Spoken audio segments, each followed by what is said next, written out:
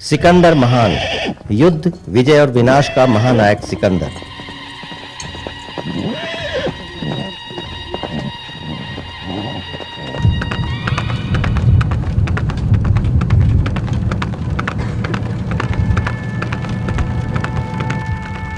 विश्व विजय की प्रचंड कामना के साथ निकला सिकंदर हर पल विजय की एक नई पताका फहराता हुआ आगे बढ़ता चला जा रहा था। अफ्रीका, मिस्र, सीरिया, पर्सिया, मध्य एशिया के साम्राज्य एक के बाद एक उसकी ताकत और दर्प के आगे झुकते चले जा रहे थे।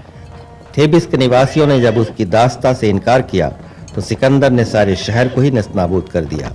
हजारों निवासी मौत के घाट उतारे गए, बच्चों और औरतों को गुलाम बनाकर बेच दिया गया।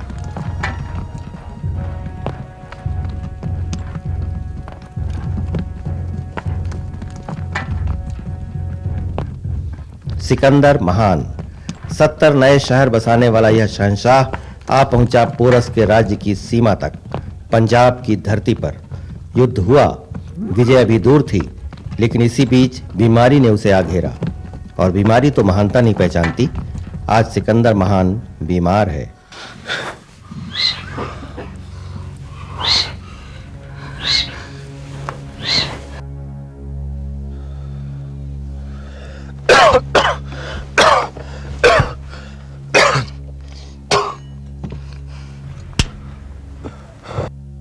जी सम्राट। हराम खोरो, 3 दिनों से काढ़ा पिला रहे हो, बुखार तो घटा नहीं, सिर दर्द और बेचैनी के मारे नींद भी भाग गई। मैं यहां बिस्तर पर मरा जा रहा हूं और तुम लोग चुस्त दुरुस्त ऐश कर रहे हो। शर्म नहीं आती तुम लोगों को? तुम सब बेहया हो, बेहया।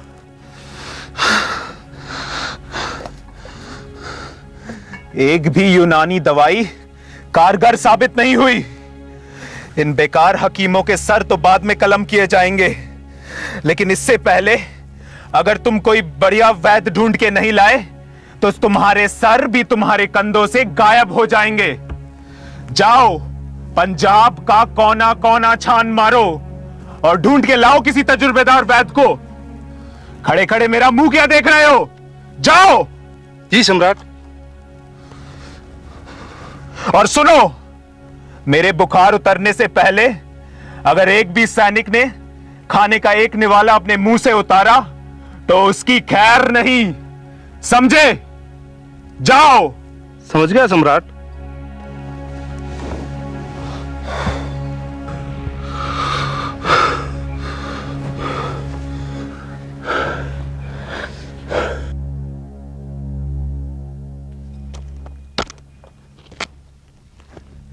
सम्राट, ढूंढने की जरूरत ही नहीं पड़ी। इस देश के सबसे बड़े वैद्य अपनी मर्जी से खुद चल कर आए। अजीब मुल्क है, अजीब लोग हैं। कहाँ है वो? साथ लेकर नहीं आया? लाया हूँ हुजूर, बाहर खड़े हैं। आप कहे तो अभी लेके आता हूँ। इसके लिए भी पूछने की क्या जरूरत है? समय पर अपने दिमाग का इस्तेमाल करना कब आएगा तुम लोगों को? जाओ लेकर आओ उन्हें। जाता हूँ हुजूर।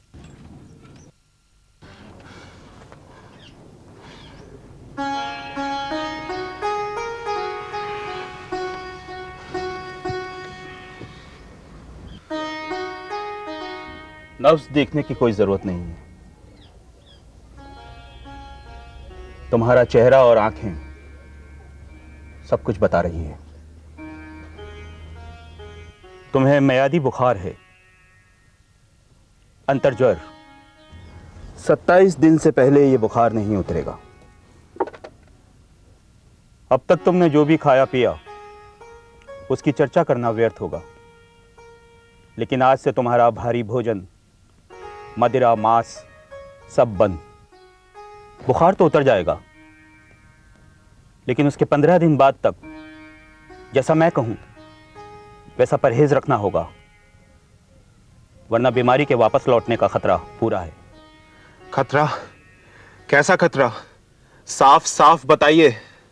तुम्हें मामूली बुखार नहीं है। 3 दिन की बदपरहेजी से तुम्हारी हालत और बिगड़ी है। मैं आ तो गया हूं, लेकिन मेरी एक शर्त है। शर्त? दुनिया के सम्राट के आगे एक मामूली वैद्य शर्त रखने की जुर्रत कैसे कर रहा है? रोग, औषधि और वैद्य, इन तीनों के लिए ना तो कोई राजा है ना कोई रंक। और सुनो सिकंदर, मेरे लिए तुम सिर्फ एक रोगी हो, रोगी। बोलिए, आपकी शर्त क्या है? मामूली सी शर्त है। तुम्हारा इलाज मैं तभी करूंगा जब तुम मेरी सारी बातें मानोगे, वरना मैं वापस लौट जाऊंगा। तुम होश में तो हो? मेरा नाम सिकंदर है। मुझे ना कहने का मतलब जानते हो? मेरी शोहरत नहीं सुनी क्या? खूब सुनी है और अपनी आंखों से देखा भी है। पंजाब में जो खून की नदी बही, उसे भुला सकता हूं क्या मैं? फिर भी तुम खुद ही चलकर मेरे इलाज के लिए आ गए। इसमें आश्चर्य की कोई बात नहीं। देश के प्रति मेरी निष्ठा और रोगी के प्रति मेरा कर्तव्य, दोनों अलग बातें हैं। रोगी? रोगी किसे कह रहे हो तुम? मैं सिकंदर हूं, सिकंदर महान, पूरी दुनिया को जीतने वाला सबसे पहला सम्राट। होश भी है किसके सामने खड़े हो तुम? होश है, तभी तो बिना बुलाए आया हूं। और अब आप मेहरबानी करके जरा चुप हो जाइए। मेरे पास बाकी सब औषधियां तो हैं। एक आध जड़ी बूटी ढूंढने के लिए मुझे जंगल की ओर जाना होगा।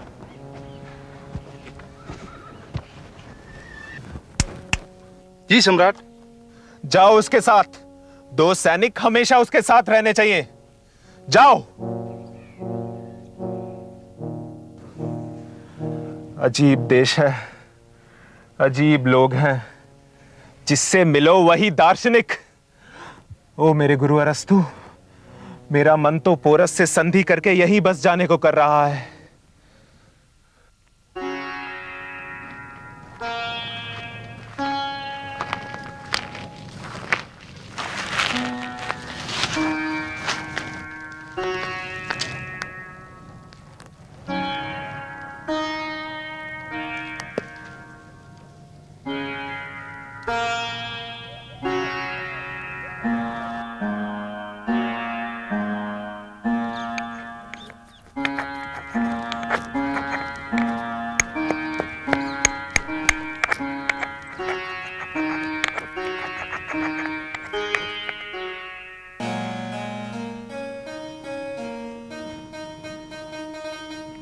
सिकंदर, औषधि तैयार है।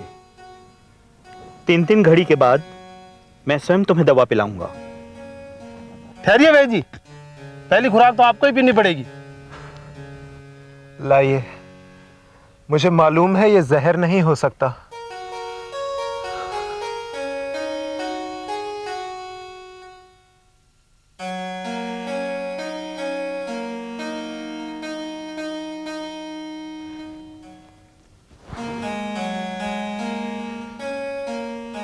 एक बात तो बताइए, आपको मेरी बीमारी के बारे में पता कैसे चला? क्या आपने किसी से पूछा या किसी ने आपको बताया? सिकंदर, तुमने कभी चिड़ियों को किसी से पानी का पता पूछते देखा है? मधुमक्खियों को पराग खोजते देखा है? या फिर भंवरों को फूलों का पता पूछते देखा है? जिस तरह गिद्ध कौवों को मरे पशु पक्षियों को खोजना नहीं पड़ता, उसी तरह मुझे भी रोगियों को ढूंढना नहीं पड़ता। और हां, इस औषधि से तुम ठीक तो हो जाओगे, लेकिन अगले 85 घंटे तुम्हारे सीने में जलन रहेगी, बदन टूटता रहेगा, सर में दर्द रहेगा, जी घबराएगा, बेचैनी रहेगी।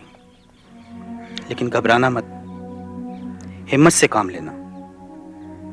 फिलहाल नदी की चमकती रेत का उबला पानी और बकरी का दूध ही पीना। खाने में अध सिखी जेठी बाजरी का दलिया ही खाना। हाँ, 3 दिन बाद गाय के उबलते दूध में अंजीर का सेवन कर सकते हो। चिंता मत करो सिकंदर, तुम पहले से ज्यादा तंदुरुस्त हो जाओगे, विश्वास रखो।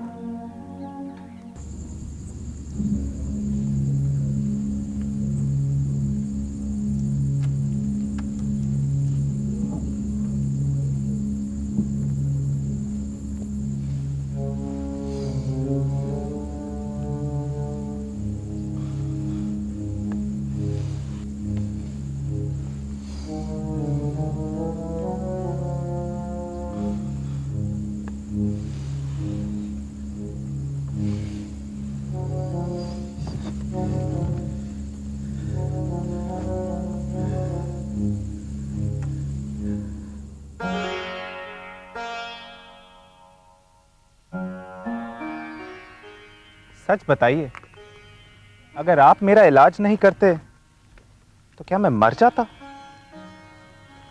नहीं सिकंदर, तुम अभी नहीं मरते, तुम्हारी उम्र अभी बाकी है। कितनी कितनी उम्र बाकी है मेरी, बताइए। लेकिन ये तुम क्यों जानना चाहते हो? ये कोई ना ही जाने तो अच्छा है। ना ही राजा, ना ही रंग। क्यों नहीं जान सकता मैं सिकंदर हूं, सिकंदर महान। मैं मर जाऊं और मेरे पीछे लाखों लोग जिंदा रह जाएं, ये नहीं हो सकता। सिकंदर चला गया और दुनिया में चांद सूरज उगते रहे, फूल खिलते रहे, लोग शादी करे, सुहाग रात मनाएं, बच्चों के पैदा होने पर गीत गाएं। ऐसा नहीं हो सकता। मैं रहूं तो सब रहे, नहीं तो कोई भी ना रहे। नहीं तो फर्क क्या रह जाएगा सिकंदर में और एक अदना आदमी में? ऐसा ही होता है, यही नियम है। तुम्हारे पिता मर गए तो क्या पूरी दुनिया मर गई? मगर मेरे पिता मरे नहीं, उनकी तो हत्या की गई थी। मौत अपने सर कुछ नहीं लेती, उसे तो बहाना भर चाहिए। चाहे रोग हो या तलवार या जहर, जो भी समय पे मिल जाए उसके लिए उतना ही काफी है। लेकिन मौत को मेरे लिए एक भी ऐसा बहाना नहीं मिलेगा, कभी नहीं। बहाने तो खुद पैदा होते हैं, मौत उन्हें खोजती नहीं। सिकंदर, क्या तुम वास्तव में अमर होना चाहते हो? बिल्कुल। लेकिन मैं तो नहीं होना चाहता। आपको अमर होने की जरूरत ही क्या है? आपके पास ऐसा क्या है जिसके लिए आप अमर होना चाहेंगे? मेरे पास तो बहुत कुछ है। सैकड़ों साम्राज्य है मेरे पैरों के नीचे, हजारों गुलाम है मेरे पास, बेशुमार धन और दौलत, हीरे मोती, सब कुछ है मेरे पास। मुझसे पहले आज तक ऐसा शानदार शहंशाह पैदा नहीं हुआ इस दुनिया में। मैं अमर नहीं होऊंगा तो और कौन होगा? मुझे ही अमर होना चाहिए। अगर तुम वास्तव में अमर होना चाहते हो तो मैं तुम्हें उसका भी उपाय बताऊंगा। यह उपाय सिर्फ मैं ही बता सकता हूं, लेकिन वचन दो, यह बात तुम किसी को नहीं बताओगे। वचन दो। वचन देता हूं, ये बात मैं किसी को नहीं बताऊंगा, अपनी बीवी रुखसाना को भी नहीं, जिससे मैं बेइंतहा प्यार करता हूं। सचमुच? मुझे लगता है उसके सामने तुम कमजोर पड़ जाओगे। सवाल ही नहीं उठता। सिकंदर कभी किसी के सामने कमजोर नहीं पड़ा। और वैसे भी औरतों को अमर होने की जरूरत ही क्या है? उन्हें तो 20 बरस की उम्र में ही मर जाना चाहिए। बस एक बात और। क्या? मैं समय के साथ बूढ़ा नहीं होना चाहता आपकी तरह। मैं हमेशा जवान रहना चाहता हूं। परमात्मा तुम्हें बुद्धि दे। सिकंदर, क्या तुम बता सकते हो जीवन की महिमा क्यों है? क्यों जीवन इतना प्रिय है? क्योंकि इस जीवन के साथ मृत्यु का चिरवरदान जुड़ा है। सभी को एक दिन मरना है, इसीलिए जीवन इतना प्रिय है। सिकंदर, तुमने हजारों निर्दोषों को अकाल मृत्यु दी, यमराज की तरह। किंतु तुम ये भूल गए कि तुम जब पैदा हुए थे तुम भी दूसरे बच्चों की तरह थे, असहाय, लाचार, कमजोर। जीवन की गति के साथ तुम बड़े हुए, जवान हुए, और अब दूसरों की तरह ही तुम्हें भी निर्बल, निर्वीर्य और जर्जर बुढ़ापा भोगना होगा। मुझे नहीं चाहिए ऐसा जीवन। मैं हमेशा जवान रहना चाहता हूं, कभी बूढ़ा नहीं होना चाहता। क्यों सिकंदर? कहा तो, मुझसे पहले इतने बड़े साम्राज्य का सम्राट, इतनी बेशुमार दौलत का दावेदार और कोई नहीं हुआ। क्या इतना काफी नहीं है मेरे अमर होने के लिए? सिकंदर, तुम अपने साम्राज्य और दौलत के लोभ को जीत नहीं पाए। मैंने सोचा था अरस्तु का शिष्य बनकर तुमने लोभ को जीत लिया होगा। तुम्हारी इच्छा मैं जरूर पूरी करूंगा, लेकिन यह हमारी आखिरी मुलाकात होगी। मेरी बात जरा ध्यान से सुनना। सुमेरु पर्वत की पश्चिम दिशा में एक लंबी गुफा है। उस गुफा में आज तक किसी प्राणी ने पग नहीं रखे। तुम पहले आदमी होंगे जिसके कदम उस गुफा की जमीन पर पड़ेंगे। काफी दूर चलने के बाद तुम्हें एक झरना दिखाई देगा, जिसका पानी एक तलैया में जाकर मिल रहा होगा।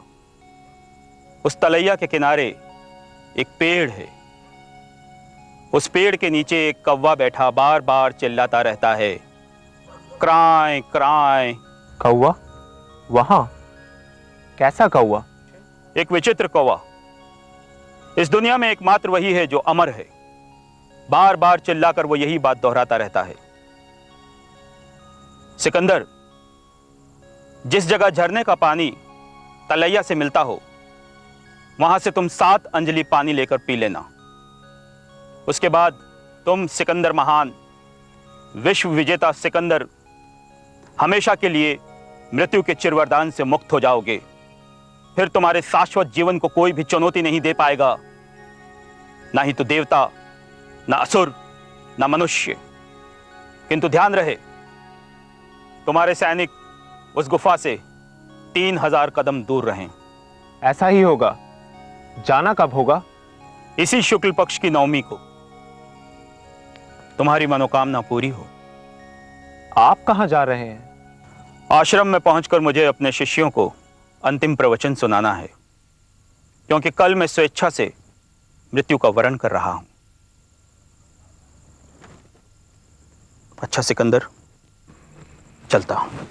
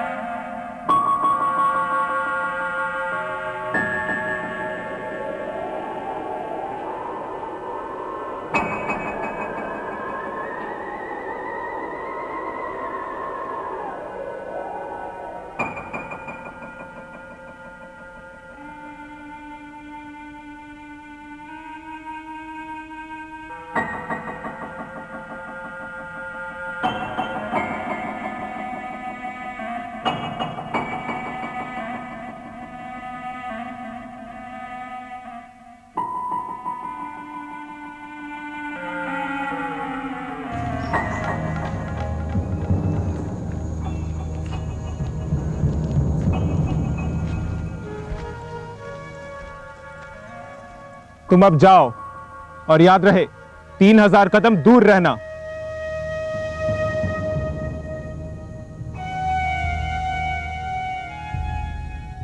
मुझे कुछ नहीं होगा। जाओ तुम अब। जी सम्राट।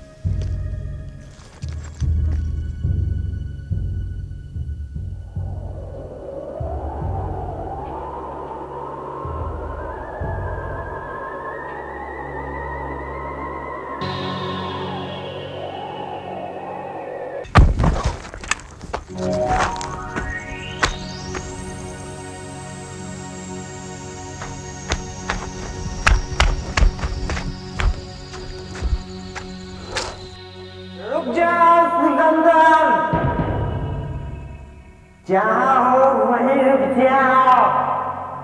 अगर तुमने मेरी अनुमति के बगैर इस कुंड के पानी की एक बूंद भी चखी तो बहुत पछताओगे।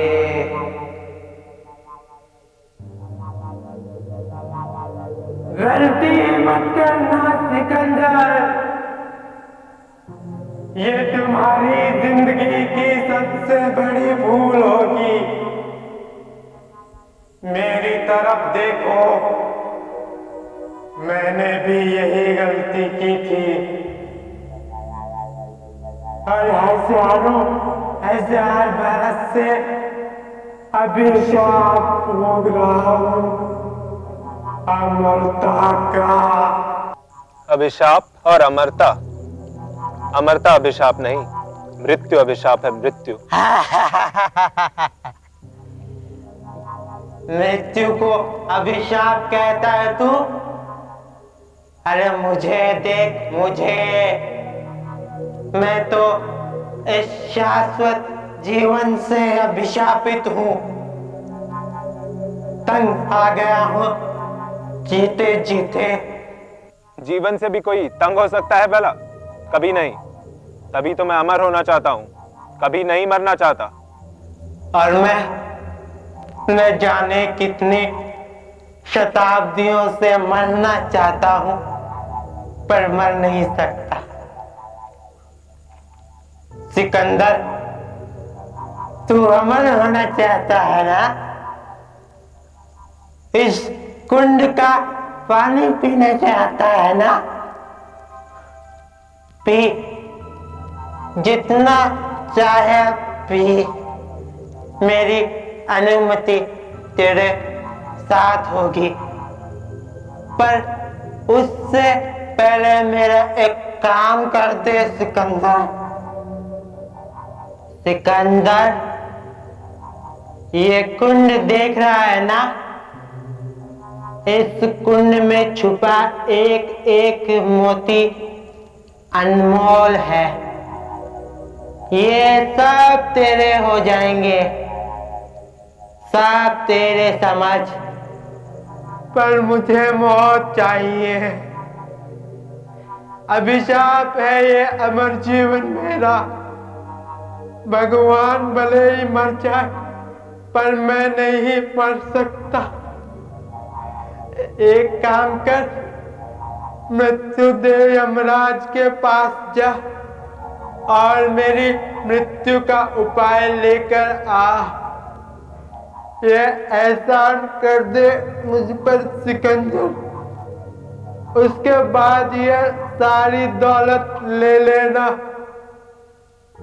और वैसे भी यह दौलत तो मुझे फूटी आंख नहीं सुहाती। अजीब बात है, दुनिया तो जीवन के लिए अपनी सारी दौलत लुटाती है और तुम मृत्यु के लिए सब कुछ देने के लिए तैयार हो। हाँ सिकंदर, परंतु जीने का सुख और आनंद तो तभी है जब उसके साथ मृत्यु का संयोग जुड़ा हो।